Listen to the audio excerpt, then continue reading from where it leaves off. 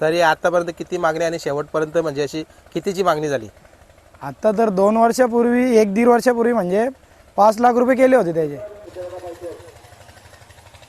बघा मित्रांनो, डमरू, आज डमरूची मुलाखत घेऊया चला. बघा मंडळी, आपण सकाळी डमरूला दाखवला होता आणि दादांशी बोललो होतो आणि कुठेतरी बघा 2 गुलालाचा मानकरी आत्ताच्या घडीला खरोखर चर्चा चालू आहे ती डमरूची. आणि आज त्याची मुलाखत घेऊया. एक 8 ते 9 मिनिटाची आपण मुलाखत घेऊया, माहिती करूया. सांगा आज कुठल्या गाड्या झाल्या त्या?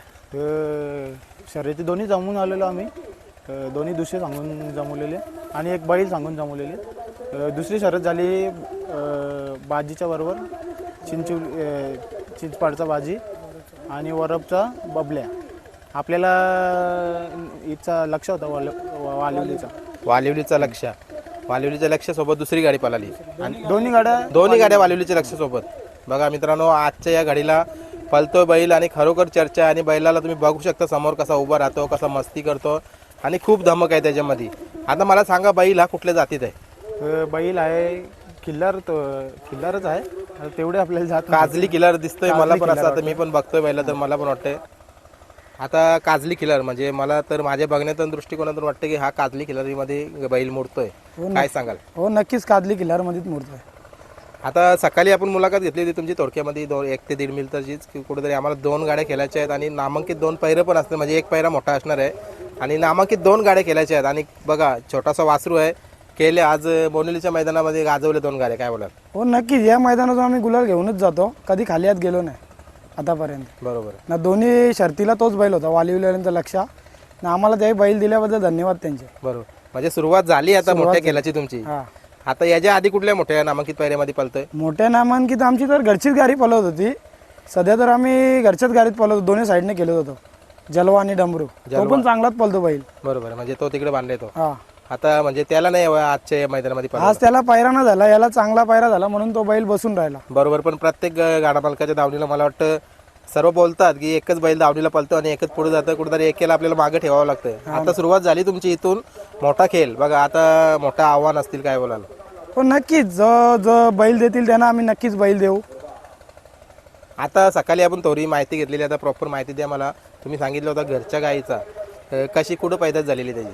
हा, घरच्या गाईचं वासरू आपल्या इथेच काडीलाच पैदास झालेली होती. नाही तेच असं वासरू मला जास्त करून आम्ही घाटावर पाठवत नाही. जर जायचं असला तर जाऊन येऊन करतो आम्ही. बरोबर. आता किती वय किती आहे त्याचं? वय तरी पण असेल 1.5 वर्षाचा असेल. 1.5 वर्ष. ना आता दुसरा आहे. आता दुसरा झालाय. आता नजर लागले म्हणजे त्याच्यावर. आज बोनिवलीमध्ये मग मोठ्या पैऱ्यामध्ये पळाला. आता खूप सारे फोन येतील पैऱ्यांचे. मग कसं काय नियोजन करत हीच गाडी पळवाल? नाही, जोपर्यंत पळते तोपर्यंत पळू. ज्यावेळी बैल न दिला त्यांना आम्ही बैल न देऊ ना. ज्यावेळी बैल दिले त्यांना नक्कीच बैल देऊ. बरोबर. सकाळी पण तुम्ही बोललो होता कुठेतरी त्यांच्याशी मग गाड्या केलो. हा, आता डमरू नावाविषयी सांगा, कसं का नाव? नाव म्हणजे तो आमचं शेठ आहे दिनेश शेठनी. तो गाईला वासरू झाला तर डमरूच नाव ठेवायचा. तर त्यानंतर परत एक वासरू झाला छोटा डमरू. पण तो काही कारणास्तव कमी महिन्याचा असल्यामुळे नाही राहिला आपल्या इथून निघून गेला. बरोबर. आणि यो राहिला. आता ती गाय कुठली आहे मग? जे तुम्ही सांगितलं ती गाय पण पूर्वीपासून तुमच्या घरामध्ये आहे का? ती कुठून आणलेली आहे? ती पण इथेच आहे. ती आपण घाटावरून घेतलेली शेटनी. आता पण इथेच आहे, खाडीलाच आहे ती. बरोबर. आता कुठल्या बैलाची पैदास आहे काही माहिती आहे का? काय असंच खाली? ते काय पैदास बैल चांगलाच लावलेला, बैलाचं नाव नव्हतं माहित. बरोबर. म्हणजे केला म्हणजे तुम्ही एक ते म्हणतात ना खेळ खेळण्यासाठी काहीतरी करूया आणि ती गोष्ट आता साध्य पण ठरली. हा नक्कीच ना. आमचं काय असं काय हे नाही. सर्व बारीकलीच पोरं असतात बैलाच्या बरोबर.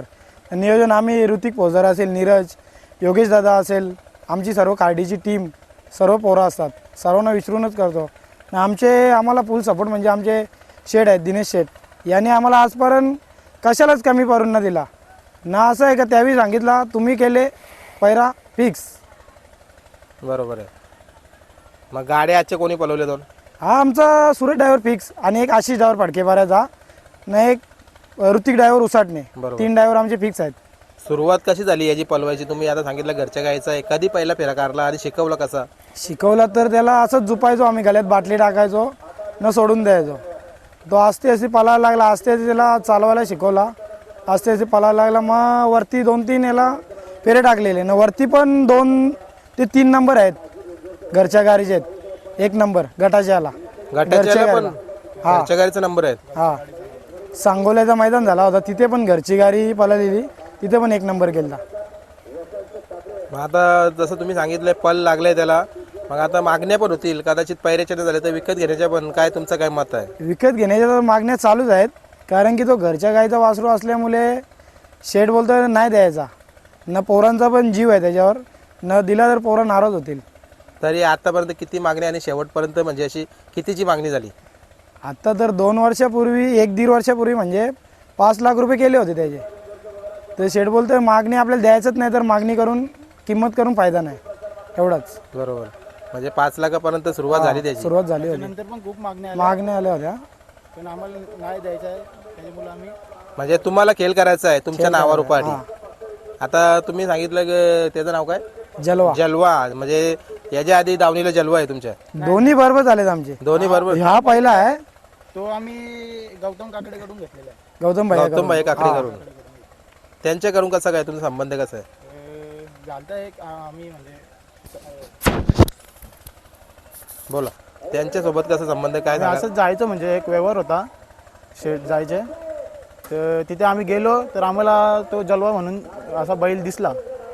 तर त्याला काहीतरी प्रॉब्लेम होता पायाचा का काहीतरी, तर ते विकायला काढलेलं त्यावेळी. विकायला ना म्हणजे ते बोललेच नाही काही. नंतर आम्ही विचारलं त्यांना की विकणार काय म्हणून, तर ते बोलले विकणार. त्याच्यानंतर आमचा व्यवहार झाला. त्याच्यानंतर तो चांगला रुटीनला आणला आम्ही, आणि मग त्याच्यानंतर आदतला चांगल्या चांगल्या गाड्या मारल्या त्यावेळी. मग शिकवण त्याच्यामध्येच झाली का याची, का दुसऱ्या बैल? शिकवण आमचाच बैल आहे, मागच्या वर्षी पलायचा 14 गोलाल केलेले त्यावेळी लगातार. कालतूस म्हणून आहे, काला बैल आहे. आमची टोटल बैल आहेत 9 आणि गाई 7 आहेत. म्हणजे बरीचशीच मोठी धावण आहे. आता मोठी 7 गाई ठेवण्यामागचं कारण? गायींचा आम्हाला जाम शौक आहे. बैलांच्या बैला आम्ही गायी घेतलेल्या आहेत. म्हणजे आमच्याकडे वासरू पण नव्हतं, काहीच नव्हतं. आम्ही पहिले गायी घेतलेल्या. आणि कुठेतरी मला वाटतं या खेळामध्ये आता जसं तुम्ही सांगितलं, आता आज लक्ष आता पूरक असं काय म्हणजे काही झालं का फोन? आज पलताना भरपूर जणांनी बघितलं असेल. इथं जा बघा, मग बरेचसेच गाडा मालक मैदानामध्ये लगेच पैरा करतात की आम्हाला देणार का बैल. आज काही बोलणं झालं का तुमचं? ते दादाला सांगितले, म्हणजे ते पैऱ्याचा दादाच बघतो काय आहे ते. त्याला आले कोणतरी विचारायला, तर त्याचं तो करून ठेव. बरोबर, मग नियोजन तुम्ही सर्व मिळून करतात ना? सर्व नियोजन आम्ही भावंडच आहेत सर्व. आमचे नाना आहेत, माझा भाऊ आहे, दिनेश शेट आहे, असे सर्व मिळून करतो आम्ही. आता एकदा मला सांगा ना, नावाने कुठल्या गाडी पळते ती पुन्हा एकदा? आई गावदेव प्रसन्न दिनेश शेट हिरामन पाटील खार्डीगाव या नावाने आमचा डमरू पळतो. या नावाने डांबरू पळतो. बघा, झालंय नाव, दादांचं पण नाव केलंय आणि तुमचं पण मला वाटतं. आणि छोटी छोटी मुलं आता ती पण तुमच्या पाठीपाठी असतात. कुठेतरी या क्षेत्रामध्ये आता मोठा पाऊल पडणार आहे तुमचा. हो, नक्कीच. आता या बोनिवलीच्या मैदानाविषयी काय बोलाल? बोनिलचा मैदान खूपच चांगला होता आणि बक्षिसं पण खूप चांगली होती. आणि हा बोनिलीचा अड्डा बोलला तर डमरूचा फेवरेट अड्डा. म्हणजे इथे जो मागच्या वर्षीपासून एक पण शर्यत हारला नाही. किती गुलाला झाली आतापर्यंत? आतापर्यंत आम्ही अशी नोंद करून नाही ठेवली, पण खूप गुलाल झाले. खूप गुलाला झाली. खूप झाले. आज काही सन्मान चिन्ह नाही भेटला का तुम्हाला? प्रत्येकाला होता. मिळाले 2 सन्मान चिन्ह, एक ट्रॉफी मिळाली मोठी. आम्ही लक्षवाल्यांना देऊन टाकू. ट्रॉफी दादाने सांगितली कुठं लक्षवाल्यानं. चला भले असू द्या, पण कुठेतरी आपल्याला आता मोठा एक खेळ पण खेळायला मिळेल पुढे जाऊन.